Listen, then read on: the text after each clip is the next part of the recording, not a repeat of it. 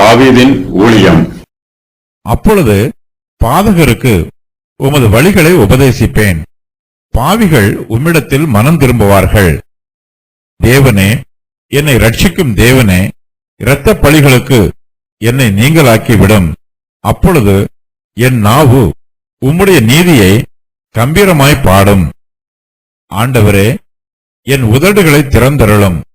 அப்பொழுது என் வாய் உம்முடைய புகழை அறிவிக்கும். பலியை நீர் விரும்புகிறதில்லை, விரும்பினால் செலுத்துவேன். தகன பலியும் உமக்கு பிரியமானதல்ல. தேவனுக்கேற்கும் பலிகள் நொறுங்குண்ட ஆவிதான். தேவனே, நொறுங்குண்டதும் நறுங்குண்டதுமான இருதயத்தை நீர் புறக்கணியீர். சீயோனுக்கு உமது பிரியத்தின்படி நன்மை செய்யும். எருசலேமின் மதில்களை கட்டுவீராக. அப்பொழுது தகன பலியும் சர்வாங்க தகன பலியுமாகிய நீதியின் பலிகளில் பிரியப்படுவீர். அப்பொழுது உமது பீடத்தின் மேல் காளைகளை பலியிடுவார்கள். பாதகருக்கு உமது வழிகளை உபதேசிப்பேன். அப்பொழுது பாதகருக்கு உமது வழிகளை உபதேசிப்பேன், பாவிகள் உம்மிடத்தில் மனம் திரும்புவார்கள். தாவீது கர்த்தரிடத்தில் தன்னை சுத்திகரிக்குமாறும் கழுவுமாறும் விண்ணப்பம் பண்ணுகிறார். தன்னுடைய அக்கிரமங்களை எல்லாம் நீக்கி அருளி சுத்த இருதயத்தை தன்னிலே சிருஷ்டிக்குமாறும் நிலைவரமான ஆவியை தன் உள்ளத்திலே புதுப்பிக்குமாறும் விண்ணப்பம் பண்ணுகிறார். அப்போது தாவீது கர்த்தருடைய வழிகளை பாதகருக்கு உபதேசிப்பதாக வாக்கு பண்ணுகிறார். தாவீதும் ஒரு பாதகராகத்தான் இருக்கிறார். தன்னை போல பாதகருக்கு தன்னுடைய அனுபவத்தின் மூலமாய் கர்த்தருடைய வழிகளை தெளிவாய் உபதேசிக்கலாம் என்று தாவீது எதிர்பார்க்கிறார். கர்த்தருடைய கிருபையை பெற்றுக் கொண்டவர்களால் மாத்திரமே மற்றவர்களுக்கு அதை உபதேசிக்க முடியும். தாவீது தன்னுடைய பாவத்திற்காக மனம் திரும்பி கர்த்தருடைய பாவ மன்னிப்பை பெற்றிருக்கிறார். இதுவே கர்த்தருடைய வழி. இந்த வழியை பாதகருக்கு உபதேசிப்பதாக தாவீது கர்த்தரிடத்தில் வாக்கு பண்ணுகிறார். தங்களுடைய பாவங்களிலிருந்து மனம் திரும்பி ரட்சிக்கப்பட்டவர்கள் கர்த்தருடைய கிருபையை மற்றவர்களுக்கு உபதேசிக்க வேண்டும். ரட்சிக்கப்பட்டவர்கள் உபதேசிக்கிறவர்களாகவும் மாற வேண்டும். அப்போது பாவிகள் கர்த்தரிடத்தில் மனம் திரும்புவார்கள். என் நாவு உம்முடைய நீதியை கம்பீரமாய் பாடும். தேவனே, என்னை ரட்சிக்கும் தேவனே, இரத்த பழிகளுக்கு என்னை நீங்களாக்கிவிடும். அப்பொழுது என் நாவு உம்முடைய நீதியை கம்பீரமாய் பாடும். ஆண்டவரே, என் உதடுகளை திறந்தருளும். அப்பொழுது என் வாய் உம்முடைய புகழை அறிவிக்கும். தாவீது பாவம் செய்ததினால் குற்ற உணர்வு அவரை வருத்துகிறது. அவருடைய இருதயம் பாவத்தினால் வேதனைப்படுகிறது. தேவனுடைய கிருபைக்காக தாவீது பயபக்தியாய் விண்ணப்பம் பண்ணுகிறார். கர்த்தர் தனக்கு கிருபை கொடுக்கும் போது அந்த கிருபையை தான் மற்றவர்களுக்கு உபதேசிப்பதாக தாவீது வாக்கு பண்ணுகிறார். தாவீது கர்த்தரிடத்தில் பல காரியங்களுக்காக ஜெபம் பண்ணுகிறார். அதிலும் விசேஷமாய் கர்த்தர் தாமே இரத்த பழிகளுக்கு தன்னை நீங்களாக்கி விடுமாறு விண்ணப்பம் பண்ணுகிறார். தாவீது பத்சேபாவிடத்தில் பாவம் செய்து அவருடைய புருஷன் உரியாவை யுத்தத்திலே கொன்று போட்டார். அம்மோன் புத்திரர் யுத்த களத்திலே உரியாவை கொல்லுவதற்கு உதவி செய்தார்கள். உரியாவின் இரத்தப்பழி தாவீதின் மேல் வந்திருக்கிறது. தன்னுடைய இரத்தப்பழியை கர்த்தர் தாமே தன்னை விட்டு நீக்கி போட வேண்டும் என்று தாவீது விண்ணப்பம் பண்ணுகிறார். கர்த்தர் நம்மை ரட்சிக்கும் கர்த்தராக இருக்கிறார். கர்த்தர் தன்னை இரத்த பழிகளுக்கு நீங்களாக்கி விடும்போது தன்னுடைய நாவு கர்த்தருடைய நீதியை கம்பீரமாய் பாடும் என்று வாக்கு பண்ணுகிறார். நம்முடைய பாவங்கள் மன்னிக்கப்படும் போது தேவனுடைய நாமம் மகிமைப்படுகிறது. தேவனுடைய மன்னிக்கும் இரக்கத்திற்காகவும் அவருடைய பாதுகாக்கும் கிருபைக்காகவும் நாம் கர்த்தரை நன்றியோடு துதிக்க வேண்டும். கர்த்தர் தனக்கு கிருபை காண்பிக்கும் போது தான் கர்த்தரை மகிமைப்படுத்த போவதாக தாவீது வாக்கு பண்ணுகிறார். தாவீதுக்கு கர்த்தருடைய கிருபையும் அவருடைய வாக்கு தத்தமும் தேவைப்படுகிறது. கிருபையை பெற்றுக் கொண்டவர்கள் கர்த்தரை துதிக்க வேண்டும். நாம் கர்த்தரை துதிப்பதற்கு கர்த்தர் தாமே நம்முடைய உதடுகளை திறந்தருள வேண்டும். தாவீது பாதகருக்கு கர்த்தருடைய வழிகளை உபதேசிக்க போவதாக வாக்கு பண்ணுகிறார். கர்த்தருடைய நீதியை தன்னுடைய நாவினால் கம்பீரமாய் பாடப்போவதாகவும் சொல்லுகிறார். இவற்றை செய்வதற்கு தாவீதின் உதடுகள் திறக்கப்பட வேண்டும். தாவீதின் வாய் கர்த்தருடைய புகழை அறிவிக்க வேண்டும் என்றால் அவருடைய இருதயத்தில் கர்த்தரை துதிக்கும் துதியும் கர்த்தருடைய புகழை அறிவிக்கும் செய்திகளும் நிரம்பி இருக்க வேண்டும். இருதயத்தின் நிறைவினால் வாய் பேசும். கர்த்தரே இருதயத்தை நிரப்புகிறவர், அவரே நம்முடைய உதடுகளை திறக்கிறவர். நம்முடைய பாவங்களும் குற்ற உணர்வுகளும் நம்முடைய உதடுகளை அடைத்து போடும். கர்த்தரால் மாத்திரமே அடைக்கப்பட்ட உதடுகளை திறக்க முடியும். பாவத்தினாலும் குற்ற உணர்வுகளினாலும் அடைக்கப்பட்டிருக்கிற நம்முடைய உதடுகளை பார்த்து கர்த்தர் தம்முடைய ரட்சிக்கும் கிருபையினால் எப்பத்தா என்று சொல்லுகிறார். எப்பத்தா என்னும் வார்த்தைக்கு திறக்கப்படுவாயாக என்று பொருள். நம்முடைய உதடுகளை கர்த்தர் திறக்கும் போது அது திறக்கும். கர்த்தருடைய வார்த்தைகளுக்கு நம்முடைய உதடுகள் கீழ்ப்படியும். கர்த்தர் அடைக்கப்பட்டிருந்த நம்முடைய உதடுகளை திறக்கும் போது நாம் வீண் வார்த்தைகளை பேசி அலப்பாமல் கர்த்தருடைய புகழை அறிவிக்க வேண்டும். கர்த்தரை துதிக்க வேண்டும். அவருடைய மகிமையை போற்றி புகழ வேண்டும். தேவனே, நொறுங்குண்டதும் நறுங்குண்டதுமான இருதயத்தை நீர் புறக்கணியீர். பலியை நீர் விரும்புகிறதில்லை. விரும்பினால் செலுத்துவேன். தகன பலியும் உமக்கு பிரியமானதல்ல. தேவனு கேட்கும் பலிகள் நொறுங்குண்ட ஆவிதான். தேவனே, நொறுங்குண்டதும் நறுங்குண்டதுமான இருதயத்தை நீர் புறக்கணியீர். தாவீது தன்னுடைய நொறுங்குண்ட ஆவியை கர்த்தருக்கு பலியாக செலுத்துகிறார். கர்த்தர் நொறுங்குண்டதும் நறுங்குண்டதுமான இருதயத்தை விரும்புகிறார். பழைய ஏற்பாட்டு காலத்தில் கர்த்தருடைய பலிபீடத்தில் மிருகங்களை பாவ நிவாரண பலிகளாக செலுத்தினார்கள். மனுஷருடைய பாவங்களை நிவர்த்தி செய்வதற்கு இந்த பலிகள் போதுமானவை அல்ல என்பது கர்த்தருக்கு தெரியும். காளை, வெள்ளாட்டுக்கடா ஆகியவற்றின் ரத்தம் நம்முடைய பாவங்களை நிவர்த்தி செய்யாது. ஆகையினால் கர்த்தர் இப்படிப்பட்ட பலிகளை விரும்புகிறதில்லை. ஆனாலும் பழைய ஏற்பாட்டு காலத்து ஜனங்கள் கர்த்தரிடத்தில் தாங்கள் வைத்திருந்த பக்தியை வெளிப்படுத்தி காண்பிப்பதற்காக பலிகளையும் காணிக்கைகளையும் செலுத்தினார்கள்.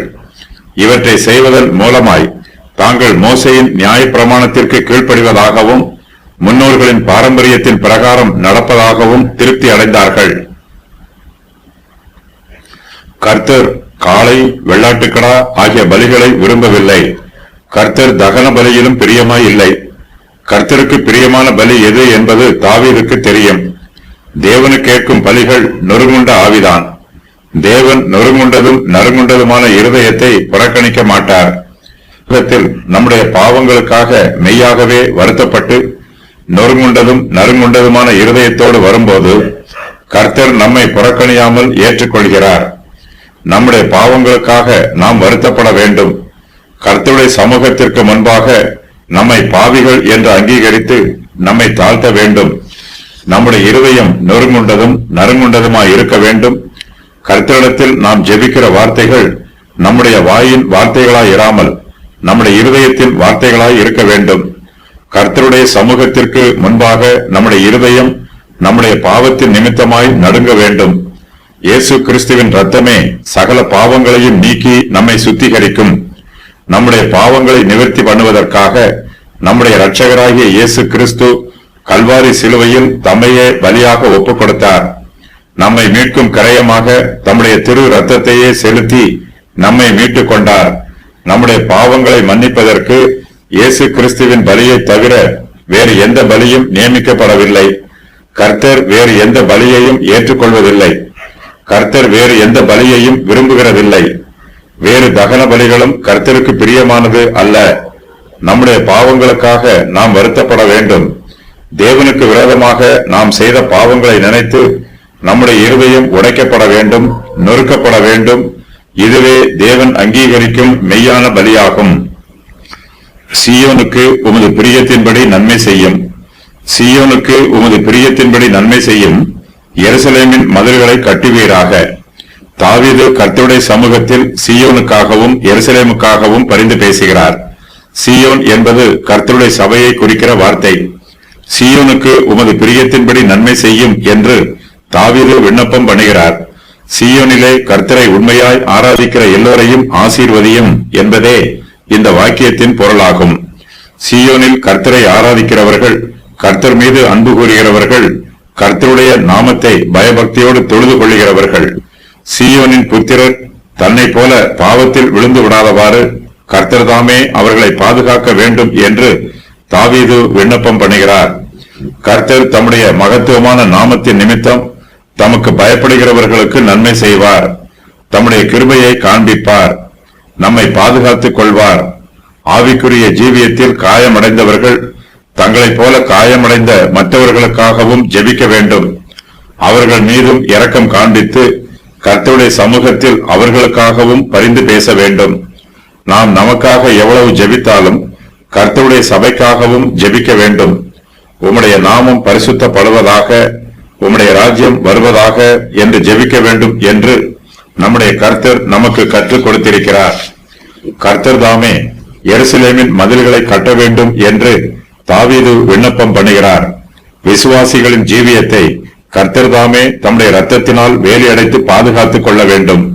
மதில்கள் உடைந்து போகும்போது எருசலேமுக்கு பாதுகாப்பு இருக்காது. சத்துருக்கள் எளிதாக நகரத்திற்குள் பிரவேசித்து விடுவார்கள். எருசலேமில் இருக்கிறவர்களுக்கு ஆபத்து உண்டாகும். கர்த்தர் தாமே தம்முடைய பிள்ளைகளை பாதுகாத்துக் கொள்ள வேண்டும். எருசலேமின் மதில்களை கட்டுவது போல நம்முடைய இருதயங்களையும் அதன் நினைவுகளையும் வேலியடைத்து கட்ட வேண்டும். அப்போதுதான் நமக்குள் பாவ சிந்தனை இருக்காது, பாவம் செய்ய வேண்டும் என்னும் விருப்பமும் இருக்காது. நாம் கர்த்தருடைய பாதுகாப்பில் இருக்கும்போது கர்த்தரை மாத்திரமே நோக்கி பார்ப்போம். அவருடைய நாமத்தை மாத்திரமே துதித்துக் கொண்டிருப்போம். நமக்குள் வேறு சிந்தனை எதுவும் இருக்காது. கர்த்தர் கட்டியிருக்கிற மதில்களை தாண்டி சத்துருவும் நம்மிடத்தில் வரமாட்டான். தாவீதினுடைய இருதயத்தின் மதில்கள் உடைந்து போனதினால் அவர் பாவம் செய்தார். தன்னை போலவே இஸ்ரவேல் ஜனங்கள் யாரும் பாவம் செய்துவிடக் கூடாது என்னும் விருப்பத்தில் தாவீது அவர்களுக்காகவும் விண்ணப்பம் பண்ணுகிறார். எருசலேமின் மதில்களை கட்டுவீராக என்று கர்த்தரிடத்தில் மற்றவர்களுக்காக விண்ணப்பம் பண்ணுகிறார். நீதியின் பலிகளில் பிரியப்படுவீர். அப்பொழுது தகன பலியும் சர்வாங்க தகன பலியுமாக நீதியின் பலிகளில் பிரியப்படுவீர். அப்பொழுது உமது பீடத்தின் மேல் காளைகளை பலியிடுவார்கள். கர்த்தர் தம்முடைய ஜனத்தை பாதுகாக்கும் போது அவர்கள் பாவங்களை விட்டு விலகி பரிசுத்தமாய் ஜீவிப்பார்கள். கர்த்தருடைய ஆசரிப்பு கூடாரத்திற்கு வந்து தகன பலிகளையும் சர்வாங்க தகன பலிகளையும் செலுத்துவார்கள். இவையெல்லாம் தேவனுடைய மகிமைக்காக செலுத்தப்படும். கர்த்தர் நீதியின் பலிகளில் பிரியப்படுகிறார். நம்முடைய பாவங்கள் நம்மை விட்டு நீக்கப்படும் போது கர்த்தர் நம்மை நீதிமான்களாக மாற்றுகிறார். நாம் விசுவாசத்தினால் நீதிமான்கள் ஆக்கப்படுகிறோம். நமக்குள் பாவம் இருக்கும்போது கர்த்தர் நம்முடைய காணிக்கைகளையும் பலிகளையும் அங்கீகரிக்க மாட்டார். அவர் நீதிகளின் பலிகளில் பிரியப்படுகிறவர். கர்த்தர் பரிசுத்தர். அவரை ஆராதிக்கிற நாமும் பரிசுத்தமாய் இருக்க வேண்டும் என்று விரும்புகிறார். கர்த்தர் தாமே தம்முடைய பிள்ளைகளின் பாவங்களை மன்னித்து அவர்களை சுத்திகரிக்கும் போது அவர்கள் கர்த்தருடைய சன்னிதானத்தில் வந்து அவருடைய பீடத்தின் மேல் காளைகளை பலியிடுவார்கள். கர்த்தருக்கும் அவருடைய ஜனத்திற்கும் இடையில் ஐக்கியம் உண்டாயிருக்கும். கர்த்தருடைய பலிபீடத்தில் அவருடைய ஜனங்கள் கூடி வருவார்கள். தங்களை தாழ்த்தி கர்த்தரை உயர்த்துவார்கள். கர்த்தர் தம்முடைய பிள்ளைகளின் ஆராதனையை அங்கீகரிப்பார். தம்முடைய பிள்ளைகளின் தாழ்மையை நினைவு கூர்ந்து அவர்களை உயர்த்துவார். கர்த்தர் தங்களை மறுபடியும் அங்கீகரித்திருப்பதை பார்த்து அவருடைய ஜனங்கள் கர்த்தருக்குள் சந்தோஷப்படுவார்கள். பாவம் நம்மை தேவனிடத்தில் இருந்து பிரித்துவிடும். பாவம் செய்தவர்கள் தங்கள் பாவத்திற்காக மனம் வருந்தி கர்த்தருடைய சமூகத்தில் வந்து அவற்றை அறிக்கை செய்து விட்டுவிட வேண்டும். கர்த்தர் கொடுக்கிற பாவ மன்னிப்பை விசுவாசத்தோடு பெற்றுக்கொள்ள வேண்டும். அப்போதுதான் நமக்கும் கர்த்தருக்கும் இடையில் உள்ள ஐக்கியம் மறுபடியும் புதுப்பிக்கப்படும். நாம் கர்த்தரோடு கூட இருந்தால்தான் நமக்கு சந்தோஷமும் சமாதானமும் ஆசீர்வாதமும் உண்டு. மிருகங்களின் பலிகளும் நியாயப்பிரமாணத்தில் கூறப்பட்டிருக்கிற மற்ற பலிகளும் நீதியின் பலிகளாகும். வரப்போகிற இரட்சகர் மீது நம்பிக்கை வைத்து இந்த பலிகள் செலுத்தப்பட்டன. கிறிஸ்து பாவ நிவாரண பலியாக ஆகும் வரையிலும் மனுஷர் இந்த பலிகளை செலுத்த வேண்டும் என்பது கர்த்தருடைய கட்டளை. இப்போது கிறிஸ்து கல்வாரி சிலுவையில் பாவ நிவாரண பலியாக மரித்து விட்டார். இனிமேலும் மிருகங்களை பலியிடுவது நீதியின் பலிகளாக இருக்காது, அது அநீதியின் பலிகளாக இருக்கும்.